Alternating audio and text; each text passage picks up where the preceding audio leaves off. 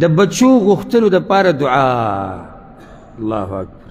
موږ سره ګوره دا قصې نشي چې پلاني درګاه له ورشه، لاړ شه هغه لږ وسټه او خاوره ځان پورې ومږه. ما ته یو ملګري قصه کوله، وي زمونږ یو خپله ده او د هغې وی ماشوم شی نو د هغه ماشوم یو کوناټی شینو، یعنې پیدایشي دي سي. وی هغه مور یې وی چې دا مانه بې ادبي شوې وه، دا مانه بې ادبي شوې وه. زه پیر بابا له تللی وم او دی مې ترې غوښتو، ستاسو په زړه کې دی چې یعنې دا وایي که مانه دا بې ادبي د الله شوې. نه وی پیر بابا له تللی وم، په هغه دړه باندې ناسته وم او دی مې غوښتو دا بچی د هغه نه، نو نیمه په دې دړه وم او نیمه ترې کته وم. هغه زور د ماشوم نه دلته ووتو. نو اوس دلته عنوان دی د بچو د غوښتلو دپاره دعا. د دغه کیسو والا چې کېدي چې ورته غوږ کېدي، خو زموږ هسې به اوري نو خو غوږ کېدي یا الله خیر چې کومه درګاه به اوس یادوي او کوم دربار کې دا بچي تقسیمیږي.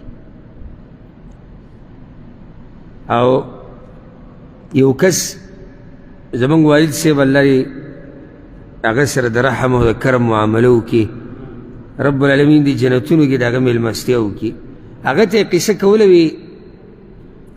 وی موږ جومات کې وو کلي کې، په دې کې شور شو چې ته څوک کلي ته راغلی دی، دا په خلکو باندې چې د دانې دي او د من دانې د ده دي او پلاني دانې دي، دا سیدان او اخونزادګان او دا چې برخې دي، دا چېرته څوک راغلی د خلکو نه چې دی خپلې دانې هم راخلي او که د چا وي بچي په کاري نو هم ووایي. وی دې کې شور شغرب شو. وی مولوي صاحب جومات کې وي چې دا څوک دی څه چل وي به راوستو چې دا سړی راغلی دی، وایي چې موږ بچي ورکوو. نا مولوي صاحب ورته وایي ستا څه کار دی لکه ته څه کومه ټیکه دې اخیستی دی؟ وایي جي موږ بچي ورکوو، اولاد ورکوو. وی هغه ورته وایي دا کار خو د الله نه و پوښه، تا ته یې د کرنې حواله کړی دی، دا خو د الله کار نه دی. که د نن نه بعد مې په دې ځای کې ولیدې که نه نو د والو غل به دې بیا نه معلوم ګوره، که بیا دې کلي ته راځي موږ وجي اولاد ورکوو. دلته خبره دا دی چې اولاد الله ورکړي غواړي باید هغه نه دعاګانې یادې کړه. د چا چې بچي نه کېږي نسخه دې ته وایي قرآني نسخه، دې ته وایي د موحدینو نسخه او دا د سلفیانو نسخه، ځکه چې دې کې صرف غوښتنه به د چا نه کېږي؟ د الله نه به کېږي. دعا سورت آل عمران کې دا راغلی ده او دا دعا غوښتلې ده زکریا علیه السلام. دا دواړه دعاګانې چې کومې دي پیغمبر دا دعا غوښتې ده او الله را نقل کړې ده. نو څومره برکتي دعا به د چا چې بچي نه کېږي او یا نور بچي غواړي نو دعا.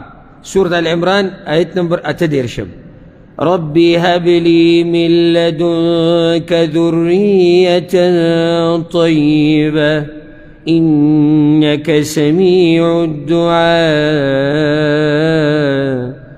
اے رب زما وبخي ما ته د خپل طرف نه بچې پاک، طیبه پاک، نیک عمله، صالح، یقینا ته اورېدونکی د دعا.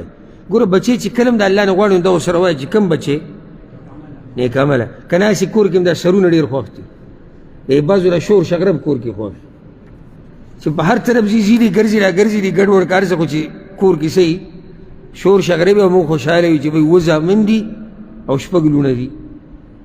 بچې نیک عمله غواړه چې دنیا کې دي به مې عزت او آخرت کې.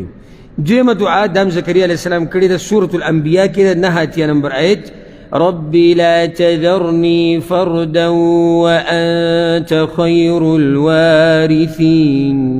اے رب زما ما پرېږده ما یوازې، یقینا ته یې غوره د پاتې کېدونکو نه. یعنې یا الله ما یوازې مه پرېږده، ما له وارث راکړه. وارث څه ته وایي؟ بچي ته وایي. نو الله له څوک ورکړو؟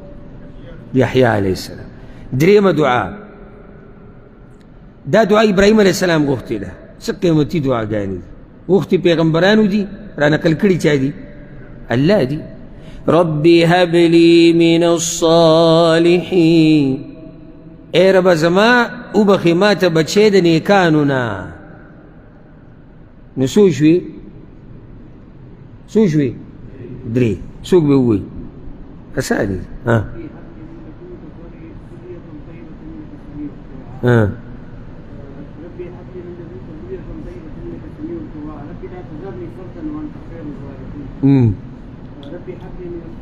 ربي هب لي من الصالحين.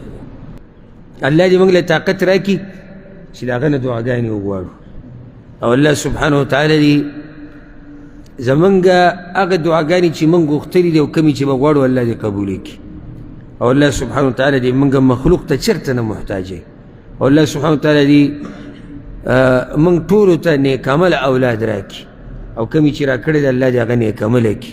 هذا والله أعلم، وصلى الله وسلم على نبينا محمد وعلى آله وصحبه أجمعين.